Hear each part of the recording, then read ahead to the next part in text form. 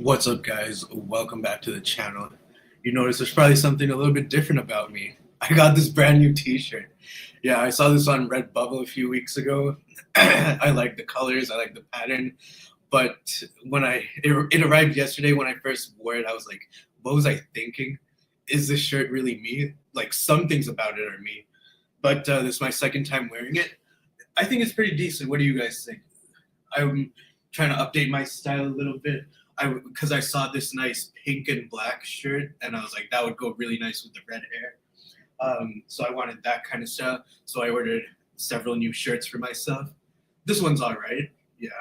Um, this one's, I'll show you a few. This one's I like. This one's pretty cool. Yeah, show you one more. This one is pretty nice too. Yeah. Alrighty. Yeah. Yeah. What are we doing today? So I have a lot to talk about. I've been afraid of live streaming because I did get a channel strike. And so it was because I was watching Abbott and Costello in my last live stream on February 25th or 24th. And yeah, it was Abbott and Costello's skit. It's called Who's on First. Is hilarious, from the 1940s, about an 8-minute skit. And I'll take the L on that. I can see why I got a strike on reacting to that live. So now I'm actually really afraid to react to anything on live stream. But now feels like a good opportunity to chat, talk to you guys. My mood is a little bit better this afternoon than it was the past few days. So first thing I want to talk about is the plan for new content, the future content on this channel. What do I call this? The red hair, the red escapist era, something like that. What I'm trying to say. So far we are halfway done with TV fights, the season of TV fights. We are more than halfway done with the season of Doctor Who fights. 8 episodes per season. That was the plan several months ago. And now I didn't think it'd be possible, but we're halfway there. If you know that Big Time Rush song. I can't find Big Time Rush on any streaming platforms, so I'm not talking about Big Time Rush. But yeah, 4 episodes already done of TV fights, 6 episodes already done of Doctor Who fights. That means 2 more episodes of Doctor Who fights and 4 more episodes of TV fights. 8 episodes a season. And then maybe I'll do a second season in 2027, depending on how I feel, depending on how inspired I am. Every day is different, you know what I mean? So right now, let me kind of tease a little bit of the future episodes. Talk about that. Talk about the future TV fights episodes. Which, yeah, it feels like weeks. Like, I think back in January, I was like, can I even do 8 episodes of this? I have something playing. Let me pause that. 5, 6, 7, 8. So I don't want to tell you guys the whole 2 episodes. I'll tell you 1 episode per TV fight. So for this one, I'll keep one of them a secret. But one of the episodes I wanted to talk about, I just typed in my name. I meant to type Parks and I typed Pratik. I'm so high right now. Versus, I'll keep the episode that I'm choosing to verse this Parks and Rec episode a secret right now. For episode 6, we have this one I'm excited for. Which episode? I think I know which show I'm keeping a secret. Versus Full House. Yes, indeed. It's going to be a fun time. It's going to be a fun one. Episode 7. What is episode? Yeah, I remember episode 7. It's going to be a good one too. Which show do I want to keep a secret? I think I know which show I want to keep a secret. One show versus Zoe 101. Yes. Should be fun, right, guys? Yeah. And episode 8, the big one. Which show should I keep a secret? Because any show that I reveal for episode 8 is going to be kind of like, you're gonna be hyped for both. Yeah, I think I know which one, because I think this one, the one I'm about to reveal, you're gonna be hyped for it.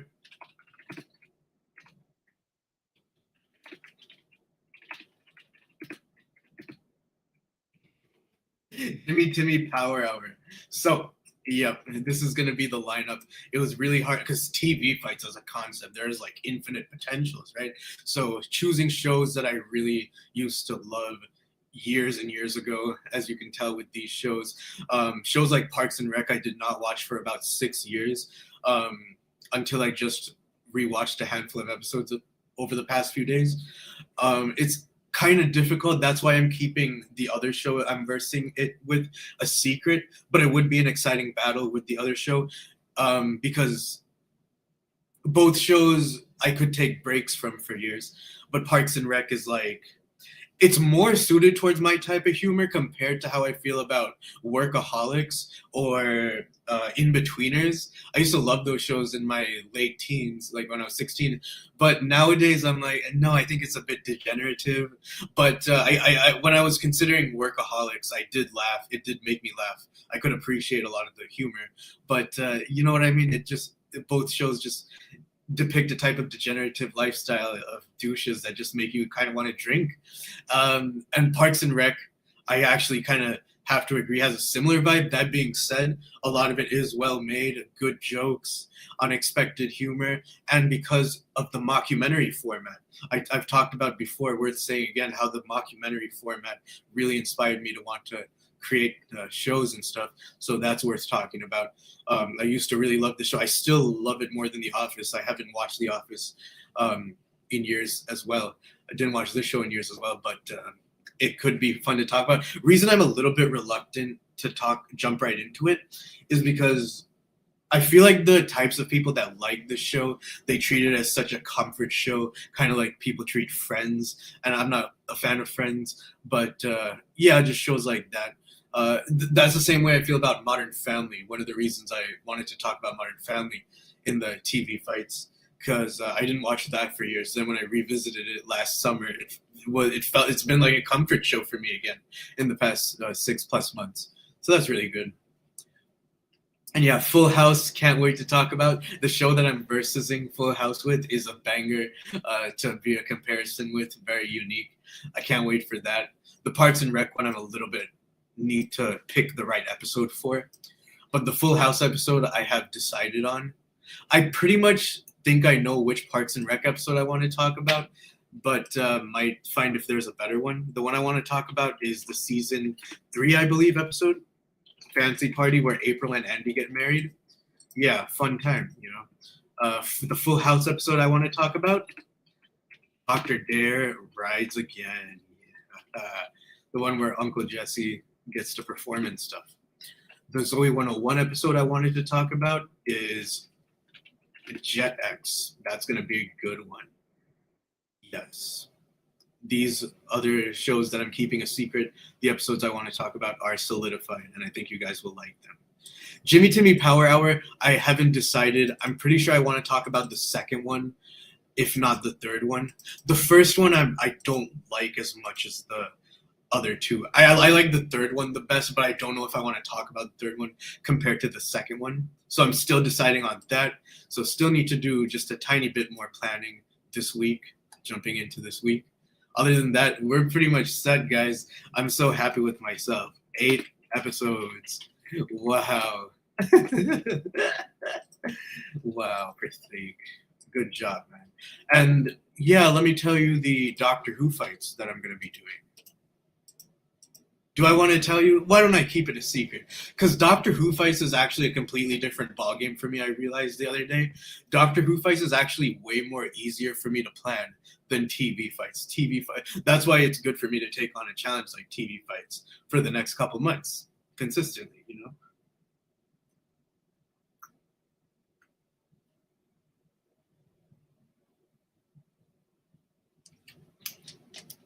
All right, guys, before I talk a little bit about a few of the other videos, separate videos that I have planned outside of these reviews, let's switch gears to a little bit of reacting.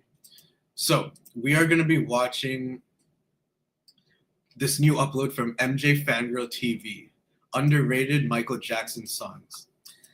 Can't wait. Should be fun to watch. Nice thumbnail here. Oh, she changed the thumbnail.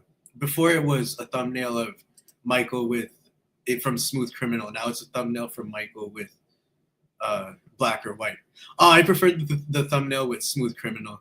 Good thumbnail. You guys know I'm someone that appreciates a good thumbnail. Am I sharing the screen? No, I'm not. Let me do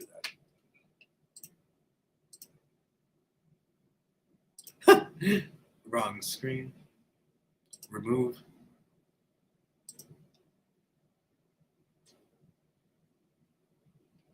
Sorry, I'm totally blanking out on how to share a screen. Stop sharing? But what? Okay. Got it. Here we go. Sorry about that, guys. So yeah, here we are. This was the Parks and Rec episode I was gonna review. Yeah, this iCarly reboot, it sucks. I'm glad I talked about it for episode 2 of TV Fights, but I was, after a month later, yeah, I'm not gonna rewatch it. It sucks. I hope I can find some enjoyment in Parks and Rec to be able to rewatch it. As you can see, I purchased it because I don't have any of the streamers that it's on.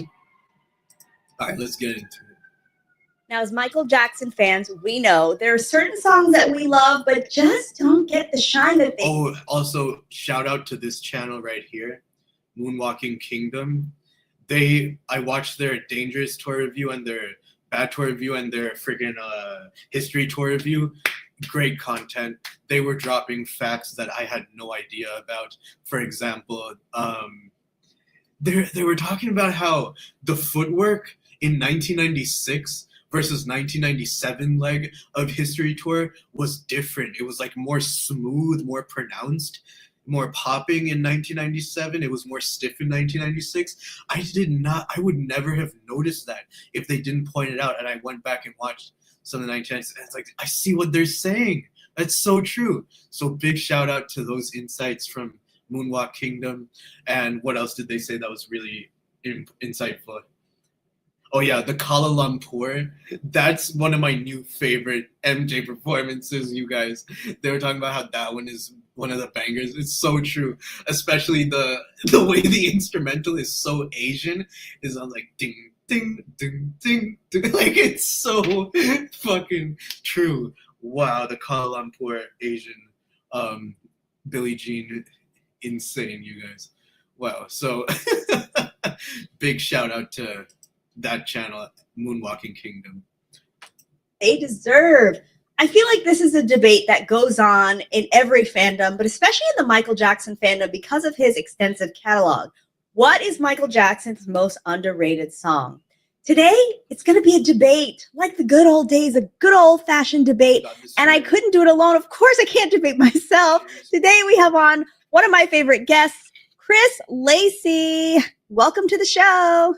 Hey, thanks for welcoming me back. And if you were having a debate with yourself, that would be an interesting video. I just want to put that out there. I can't debate myself. I know, right? I mean, hey, when it comes to Michael Jackson, I could talk on and on and on. So, but I think it'd be better if we have this discourse here.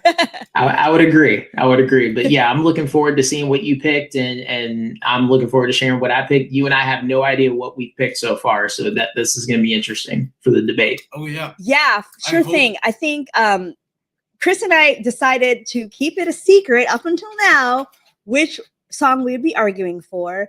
And so we're going to have our debate, but I want you guys to also be sure to engage in the comments, whether you're on YouTube or on Spotify or on any other streaming platform. Make sure that you're letting your thoughts be known about what the... I really hope they pick some songs from Invincible.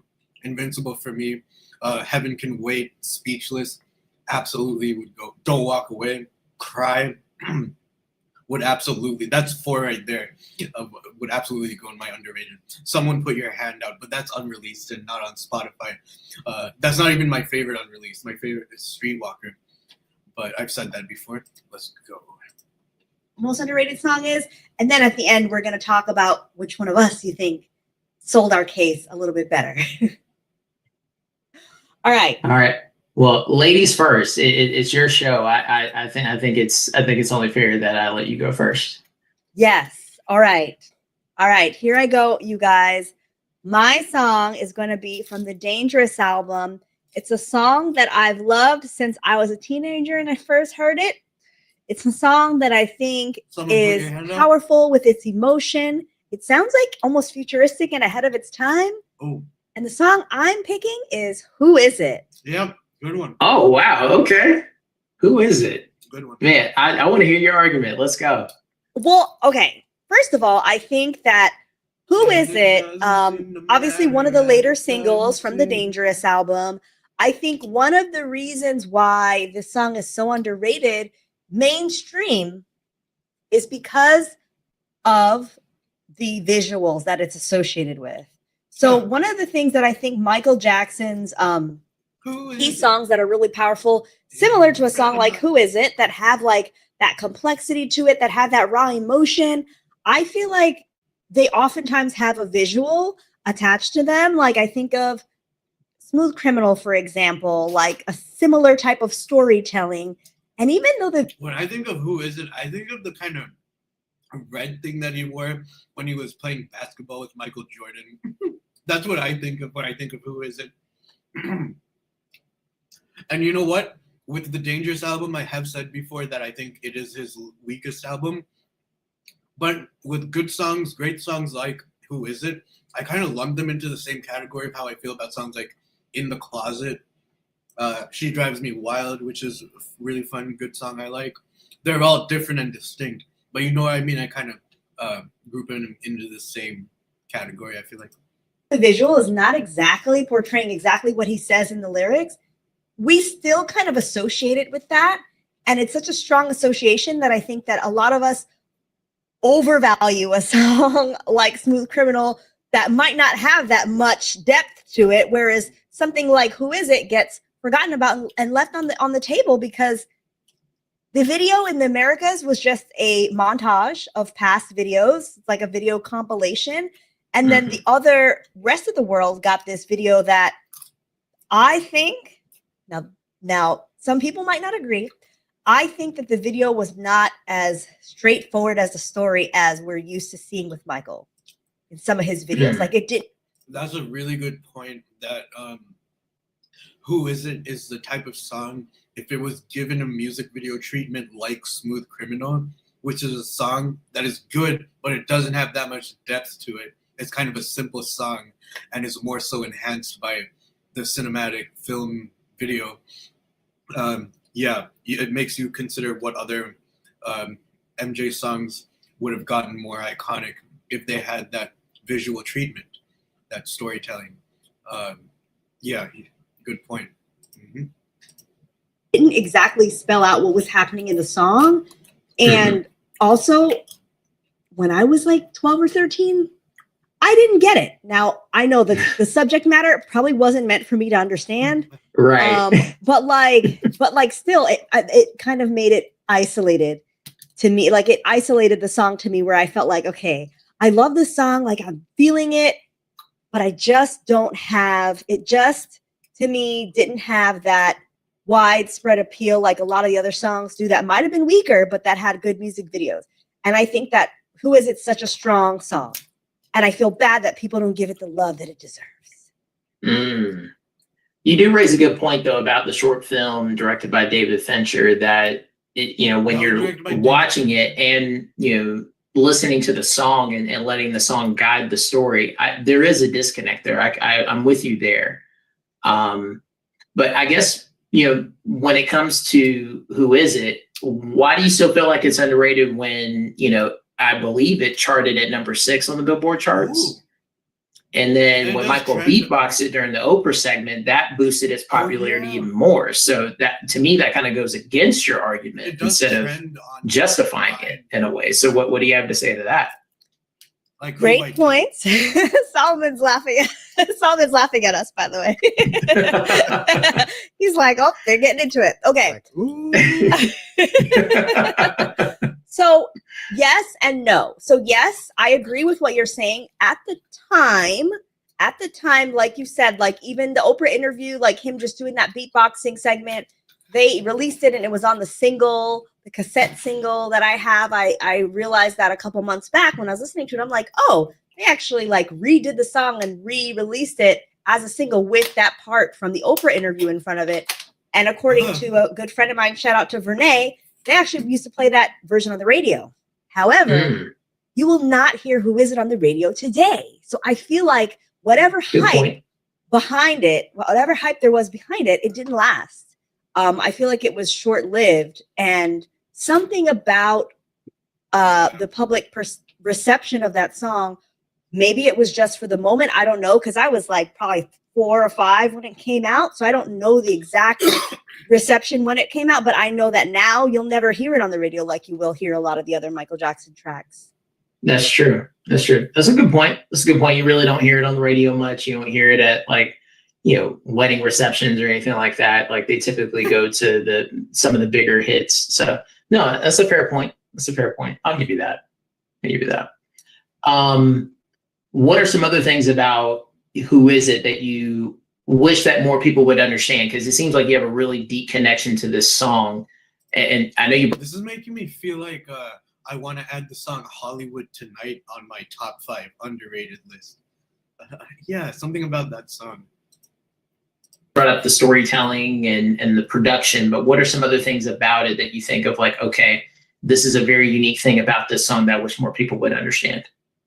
Yes. So I feel like the Michael Jackson, and, you know, everybody can argue this differently, but there's a certain type of song that he has that's like a more dark, like type of theme going through it, like a Billie Jean, for example, which is like a catchy song. But if you really think about what he's saying, it's a story of like betrayal. It's a story of like not knowing what's really going on, what's happening, and there's a hurt behind it, even though it's like it's Billie Jean and it's a song we all dance to at a wedding reception or whatever. But for Who Is It, I think that I feel like the theme that he explored was almost too mature for what people were willing to look at him as he was the king of pop and this Peter Pan. Like I feel like the theme of it really didn't even match up to what his image was at the time, or even is now. And that's why I think a lot of people don't like really remember it as much, because it doesn't seem like a signature Michael Jackson sound. Also, I feel like it was a little bit ahead of its time. I can feel like I could hear a song like that being played on the radio in the later 90s or like even in the early 2000s, you know? And even though I think it fits well on Dangerous, is it the best fitting? Like, you know, I don't know. So that's kind of where I'm at with Who Is It. Okay. No, that's fair. That's fair. And I like the point that you brought up about the image that Michael had at that time. There was an article that Joe Vogel did back in 2000. Okay. I don't know if I'm high, but I completely blacked out on the point that she just made. Being played on the radio in the later 90s or like even in the early 2000s. That's fair. That's fair. And I like the point that you brought up about the image that Michael had at that time. The theme of it didn't even on what's happening, and there's a hurt behind it, even though it's like it's Billie Jean. Unique thing about this song that I wish more people would understand. Who is it? Okay. No, that's fair. That's fair. And I like the point that you brought up about the image that Michael had at that time. There was an article that Joe Vogel did back in 2011, I believe, for Pop Matters, and it was called Michael Jackson's Dangerous and the Reinvention of Pop. And what he did is he made a pretty compelling case in his article saying that Michael Jackson is not too different from Kurt Cobain of Nirvana.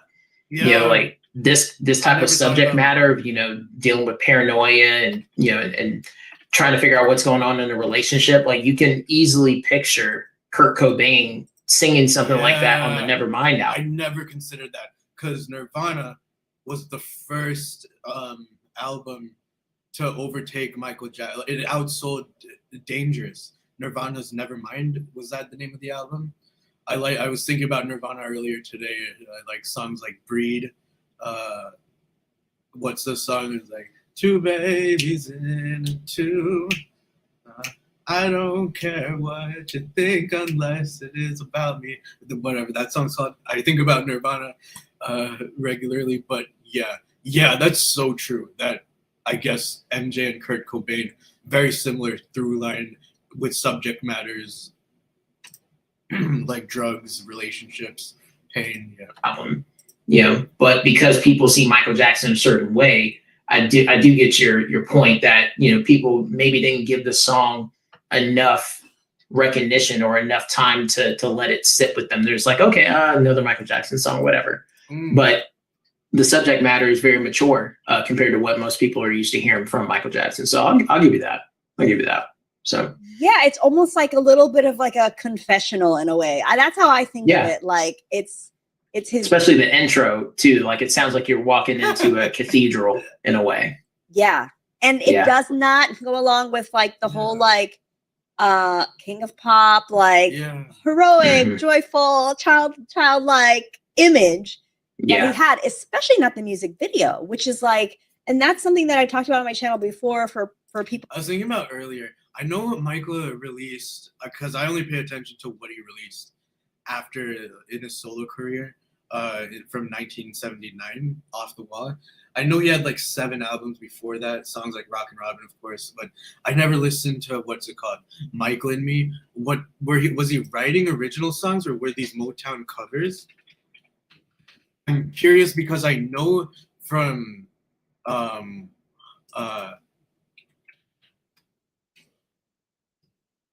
Music and Me. Did I say Michael and Me? I know from what he was doing in the 70s with the Jacksons, it was a lot of TV appearances, stage performances, big set pieces of him trying to look older and mature, even though he was a kid for years throughout the years in the 70s. That's what he was doing. So I'm trying to like piece together how all these different television performances of him with the Jacksons and him even releasing individual stuff on his own, how that shaped him into someone that writes songs like that is able to be gifted with such incredible musical sensibilities to create something like Billie Jean or like Who Is It? Yeah. So yeah. But looks like these songs from before Off the Wall were written by Motown artists or writers. Some of these songs were written for people like Stevie Wonder, looks like. Cool.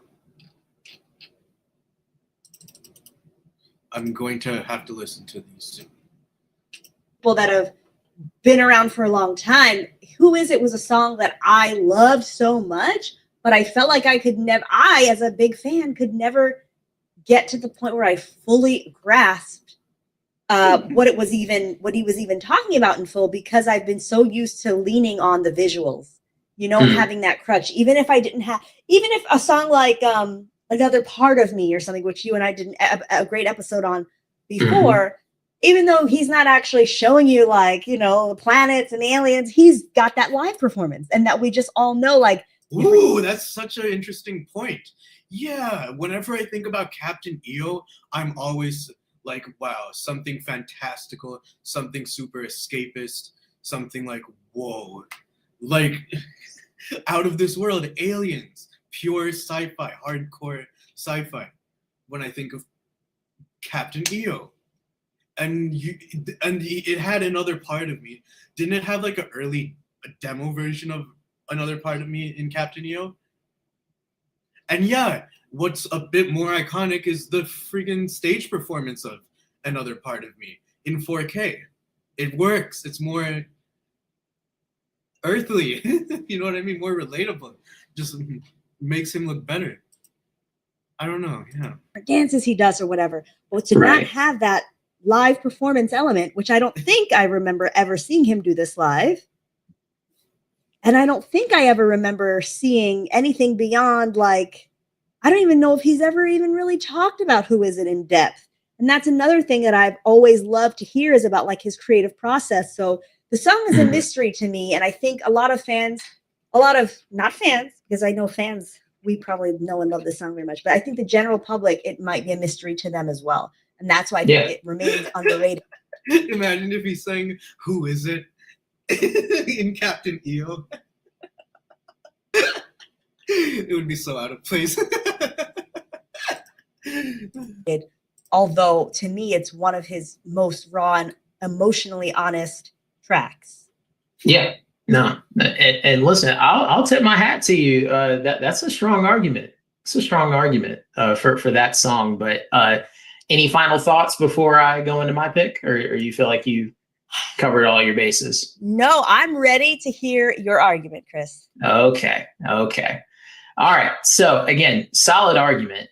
Picking Who Is It. I was not anticipating that. I thought you were going to go more in the direction of like Keep the Faith or something along those lines. But Keep the Faith, I was thinking. The song that I believe is the most Features. underrated song in Michael Jackson's catalog is "Baby Be Mine" from Thriller. Yeah. And to some people, you're like, really? Like, why It's "Baby like Be my Mine"? top two Like, that favorites. doesn't make sense. Let's hear And it. that reaction is exactly why it gets overlooked, because it lives on Thriller. It's a great song. And when people think of that album, I they actually immediately like it go better to than Thriller, Thriller. Beat It, Billie Jean, I like it Human better. I used to Nature, like it better. PYT, Want to Be Starting Something. They think of all the big songs, he's but right. they He's right. they don't take the time to notice the quiet masterpieces that are tucked in between them. Yeah. And I also think that a little bit of celebrity bias plays a part in that too, because there was He an never article performed Baby Be on Mine. Billboard back in 2014. Comedian Chris Rock had said that Thriller had at least 2 bad songs on it, and said there's no Baby Be Mine on Purple Rain, because he was having a Purple Rain versus Thriller debate. So I'm like, so the joke landed, but it also proves my point. So what I look for in an underrated song are 3 things. I look at how it was made. I look at what the song is trying to be, and then I also look at the recognition gap. Very similar to what you did about Who Is It. Is like, why is it that there's been this disconnect? Because it's an excellent song, but it doesn't match its reputation. And to me, Baby Be Mine clears all 3.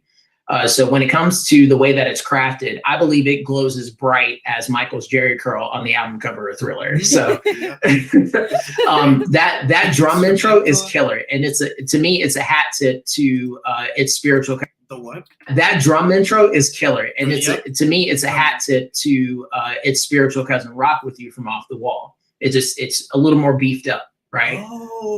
And then when you listen to the groove, it like glides and leaves space for the arrangement to breathe. So you got to give a lot of credit to Rod Temperton and Quincy Jones for that as well. And then the bass line, like all that, and then you also have like the guitar lines in there. Like it just oozes confidence, but it doesn't like strut. It's not peacocking in any way. It's just a very smooth confidence. So I got to give a lot of credit to Greg Phillinganes and all the other players that were on that song. But I want to come back to Quincy Jones for a second, because he described the melody as a John Coltrane style progressive jazz line. Who's John And Coltrane? to me, what that did, it was a very clever way of introducing listeners to bebop and that jazz background from the 40s and 50s. Like he basically updated it for the 80s. And if you listen to the melody lines, like the way Michael sings it, it's like da da da da da da. Like just that phrasing, you can picture someone playing a trumpet or a saxophone, and that it could follow that same pattern, and it would sound like a jazz record. Yeah, I was just thinking that. I was like, that instrumental. Yeah. And even the other melody line, wherever Michael goes like, show me how it should be, da, da, da. That's also another jazz line. So like it's just layered on top of each other. It just has so much soul to it. So from a production standpoint, I think Baby Be Mine, the way it's crafted, it bridges that gap between 70s disco, 80s synth pop, and then it also goes all the way back to 40s and 50s jazz. So, just from a crafting standpoint, it makes it incredibly underrated. And then number 2 is the intent. Like, what is it trying to be? There are no monsters on this song. There's no street fights. There's no baby mama drama from Billie Jean. None of that stuff. It's a love song. Yeah. All it is just it's pure fun romance, which makes it rare in Michael Jackson's catalog. Because how often do we just hear him being able to, sing confidently and That's kind of rare. about someone that he loves. Like that usually. Or you do associate Michael around these years of writing very romantic songs, but I guess it is kind of rare in retro. Not really on Thriller. What he's saying about street fights or zombies or whatever, but you still have Lady in My Life. You still have songs like PYT, similar synonyms. You know what I mean, to each other, and that bleeds through to Bad and Dangerous. There's some sort of drama or tension, but there's none of that here, which makes it rare. So whenever he says, won't you stay with me until the morning sun? I promise you now that the dawn will be different. Like all of that is just like, this is like Mike just being in grown man territory. He's not the Peter Pan of pop that a lot of people painted him out to be. And with an album like Thriller that is built on spectacle, a song like this is necessary on the heels of Want to Be Starting Something, because after, coming out guns blazing with a song like that, you need to kind of ease the listener throughout the rest of the album. And to me, that's a great way to segue into Baby Be Mine. So it serves a purpose, not just as a song on its own, but also within the album listening experience. It's not giving pick me energy, like there's a lot of restraint in the way that it, the key changes, the way that Michael sings it, all of that. And then number 3, when it comes to the recognition gap, if Baby Be Mine was on Off the Wall, people would be gushing over it like they do with Get on the Floor or I Can't Help It, things like that. Yeah. But again, look at what it was having to share space with. Billie Jean, Beat It, Thriller, Want to Be Starting Something, Human Nature, PY. That is something always worth acknowledging, that the type of songs that were good on Off the Wall for Michael at that time, and then the quality caliber of Thriller, but Thriller is also a little bit overrated because you can argue it does feel like a greatest hits compilation. But with songs like Baby Be Mine, like I just argued, is one of my top 2 favorites, and I like it better than Billie Jean. Yeah. But what was the point I was making? YT, Even the Girl Is Mine, even though that is my least favorite song on the album, but I understand its purpose on the album. The Girl Is Mine is good. I think Lady in My Life is the worst on Thriller. But Off the Wall. Burn This Disco Down is a good song. I don't like I Can Help It that much. Girlfriend is a solid song. Just going off memory, the rest are great pretty much. Working Day and Night, Love, used that in my last video. But yeah, from this young purity of Michael, and then just it's skyrocketing. And I do think Dangerous is the reason why that's a little bit disappointing. Worst album compared to Bad and Thriller. Wow, the legacy there. Because the step up from Off the Wall to Thriller to Bad, even if you want to argue, like in some years that I did, that Off the Wall is the better album than Bad and Thriller. I have liked Off the Wall better in some years as my favorite. I don't know if I can say that Off the Wall is necessarily better than Thriller. Oh, I did try to make a video last year trying to do Thriller versus Off the Wall. I completely forgot about that up until this moment. I've been so preoccupied with TV fights. That's because that's a really hard argument. Which one do I like better, Off the Wall or Thriller? But like this guy right here is saying now, is reinvigorated. And do I like Bad better than both of those albums? I used to at one point. But now my favorite album is Invincible, and all my attention has been going towards that album in the recent 1-2 years. Wow. I'm reevaluating Off the Wall versus Thriller. Yeah. And this is another thing I think people miss as well, is that Thriller had 7 singles on the album. And there's only 9 songs on it. So that's unheard of, back then and even now. So unfortunately, there had to be at least 1 or 2 songs that had to stay an album cut. So Baby Be Mine paid the price, not because it didn't, have the potential to be a hit, but because the album didn't want to be overexposed. You got to think long term, like what is it going to be like, if every single song on the album is on the radio, then why go out and buy the album? You see what I'm saying? So there's some strategy there from a marketing standpoint. But again, the song in isolation is as strong as anything else on Thriller. So my final thoughts here. Baby Mine is not underrated because people don't like it. We've seen DMX dance to it. Nas even called it proof that Michael Jackson is the greatest musician ever in Joe Vogel's book, Man in the Music. So I think if we go back and listen closely, we'll hear the truth that with Baby Be Mine, Michael didn't need to conquer the world. He already had it. Mm-hmm. Wow. Mm-hmm. Well, I told you I was in my lawyer bag before we hit record. So that's what it was. Yeah, you were. I'm like, wow. Okay. Because if I haven't thought about my top 10, top 5 favorite MJ songs in a while, I just obviously kind of just default that Streetwalker is my favorite. Then I go, that's actually a good thing because then I go ahead and appreciate regular good songs that I like Plays with No Name, which might make my top 10, might not, but it's still one of my most listened to because I just like it. But yeah, Baby Be Mine, I haven't appreciated it. I take a lot of time appreciating it. Last year I was singing it a lot. I was singing it last year a lot, so that's why I don't really sing it that much anymore. So yeah, if I was listening to this last year, I'd be just as hyped, if not more hyped. Very so strong. I'll open it to you. What are your thoughts? Well, okay, so here's my thing though. I feel like though some songs are underrated, but they're underrated for a reason because they're just not that strong. Like, so here's my thing, because I feel like a lot of the songs that are underrated actually get love, like we talked about before we came on air, like Strangers in Invincible Moscow. being underrated, but it gets mad love from fans. I don't hear that about Baby Be Mine. So what? I don't hear it. But so what are your thoughts? I guess you have. I actually agree with him. I do feel like it could get, but I see what MJ Fangirl is saying. Fans do love Baby Be Mine. So it's hard, but I would side towards that it leans more towards the underrated side. It doesn't get as much recognition. But maybe she's right that I have seen a good amount of people praise the song. Yeah. I haven't been on Twitter in a while because there's a lot of love for Baby Be Mine on Twitter. There is. And then also for me, anytime that an underrated topic comes up about Michael, I always wave my pom-poms, but I understand I'm one person. But then even when you check the Spotify numbers, it actually, maps out pretty well as far as monthly, hits and stuff on Spotify. So, but even with all the other songs that are on Thriller, yes, they typically chart higher. But again, it's not because Baby Be Mine is a bad song.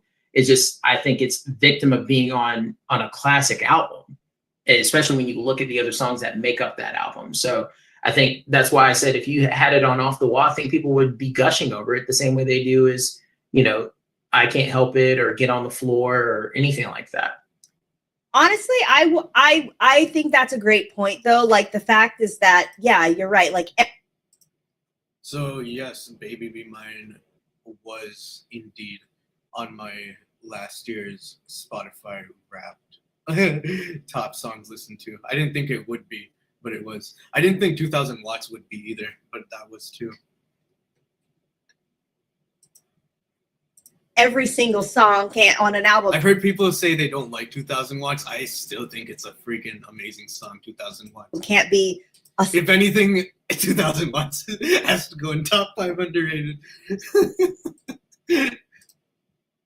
Because that's one thing I wanted to say too. It's not much of a spoiler, but for my next short film that's going to come out around April 25th to 28th is the deadline that I'm giving myself. And from the planning that I've been doing for the short film so far, I'm not going to touch it. I'm not going to do any more planning for it until about April 3rd or April 4th. All right. I'm going to give myself a break from thinking about the short film so that I can let the good ideas, the good intentions of seeds that I planted to make a good short film with great scenes, pull back the arrow, propel it forward. You know what I mean? Like the 3 acts, it has things that I wanted to depict in a story, in the structure of telling a storytelling. It has stuff in it. But with the way that I play with the 3-act structure as a writer, the way every writer or artist does, it can be a bit of a mess, distinguishing between the flow, the coherence of the story, distinguishing between what I want to see versus what I know what the audience might want to see. So I think not stressing about the beats that I have or what I need to rethink or take out or expand upon. So far, a lot of the things that I like so far, I can tell you about a little bit after we finish this video about short film 3, third one of the year, fourth if you count the video I made Low Profile in November. And this is actually going to be my last short film for a while, the one that comes out in April. I want to take a break from it until I get a really good idea for a short film. I was planning on making like one a month because I've been able to finish them so quickly, but they're not the same as making them back as when they were making them back in November. Things like, yeah, what you want to see, and just self-consciousness as well when a shot doesn't turn out exactly how you want. For example, my dance sequence in the last short film, Febreze Coke, I think I look really bad. But I'm not going to delete it because that was my 7th take. And that was an impressive night. I overcame a lot of struggling and I worked hard. So if I cut that, I'm going to very much regret it. So I'm going to leave it as a reminder to, just because about a week or two later, I'm feeling like kind of depressed for the past few days. Can't take away the encapsulating that moment in time where I was doing well for myself, and I can still do that well because that was just a month ago, and I've only been off for the past few days. That's the beauty of making art, making content, is finding light in a wound, encapsulating a good time. That's why I delete a lot of my videos, but I love the way I show off household objects on my like parents' shelves and stuff in the living room. It's like I'm trying to bring beauty in a boring or dull or depressing situation during COVID, and starting to work again. I was at that point. Man, heck yeah. Age 19, age 20 at that time. I should be proud of my work, and I should be proud of the work I'm doing in 2026. I cannot fall back any further into stagnation, because with the consistency in 2026, it's technically a better year than 2020 and 2021 uploads. It's technically better and more consistent. And I want to keep it that way for even more months. Just because I was off for the past few days does not mean I'm not going to follow through on my April upload plans, my May upload plans. And then, yeah, let's talk about June, July in those months when they come. Let's try to do our best to stay in the moment, appreciate the moment, appreciate nature. I try to every chance I get. I try to appreciate money every chance I get. You know what I mean? I haven't been the most financially responsible over the years. So whenever I have like 30 spare dollars for a cartridge like this, when I'm fiending, I try my best to take a moment to like thank the money. Like, thank you, money. You are my friend. You are so good. You help people. Like, because I've been financially irresponsible over the past 5 years. And from what I've seen about learning about how to manifest money, you know what I mean? It's like, if anything that I've learned that I want to implement that I think has kind of worked, that I want to share, is thanking money. Being grateful for the money that you're having and spending, and having faith that the money that you spend will come back to you in other ways, and that God or whatever universe you believe in wouldn't want you to stress about money. And yeah, that just takes a burden off my chest. I know what financial stress can be like. Yeah, that's a huge topic for everyone. That's good that on this channel, on my live streams, I know to avoid talking about alcohol or friendship issues or too much talking about smoking. I talk about these more topics that I care about, that resonate with my personality, like Michael Jackson and TV play. And can't be number one. Like, I mean, he got as close as humanly possible pretty much with the Thriller album. So I think that's a great argument. And I will say, Chris, I feel like I'm having a hard time going against you, because for a long time that was part of my theme song. We don't do the theme song anymore. So I thought about that when I was putting my notes in. I'm like, anybody that's been with you since day one is going to know, like, they're going to remember the remix that you used at the beginning of all your clips. I'm like, man, I would love to hear you debate this and be like, no, it's trash. Like, no, it was your practically your theme song for several years. Yeah, and honestly, I was thinking about bringing it back. So now I'm like, well, I don't. Yeah, I think she should bring it back. That theme song that she used, the remix of "Baby Be Mine," that is one of the things that made me start appreciating the song more. No, it's hard for me to debate against it, but I will say that the art. I feel like I even unconsciously heard it at the beginning of this. Like, I just associate that song with this channel. Comments that you brought up about it being like jazzy and all that, I never thought about the song in that way. Yeah. But I do agree with you. Like, if I'm allowed to agree, I know it's a debate, but one point I'm going to agree with you with is that the fact is that it's very like it's low tension, and I do think that a lot of the songs that Michael sang had like that high drama factor or that storytelling factor. Like I think about a song like Dirty Diana and all that was going on there, Billie Jean. You like Dirty Diana? Even a song like Lady in My Life. It's like that longing, and you don't really get that. It's just more of like a happy-go-lucky kind of song. But I think you point out the depth that it has that a lot of people don't realize, which is why it might be still underrated. Exactly. And that's why I say that point towards the end of like, okay, when you're listening to it within the context of the album, Want to Be Starting Something, all kinds of tension. Girl Is Mine, you got him and Paul fighting over the same girl, tension. Thriller, tension. Like every song, even including Lady in My Life, is like, he's having to fight to show like, his devotion for this woman. But Baby Be Mine, there's really no tension. It's like he's actually enjoying himself. So it's that breather that you have, as a listener, but also when you listen to it as a song, the arrangement is easy. Like it's easy going. It's not, you're not like on edge this whole time. It makes you just want to get up and dance. And with me being a dancer, I would love to do a dance video to that song someday. So, but yeah, again, there's so much depth to this song that I don't think of Baby Be Mine as much of a dance song, honestly. I'd much rather sing more to it, just like Heaven Can Wait. a lot of people miss, and that's why I was like, I think of PYT more of a dance song. And even PYT, I don't see that much as a dance song. But Baby Be Mine, I don't see that much as a dance song. This makes it the most underrated because it's on his biggest, most popular album ever, but it rarely gets talked about. Yeah. And I do remember when that DMX video came out of him joyfully like singing along and dancing with it. Like that was such a cool moment because the song never gets that shine, right?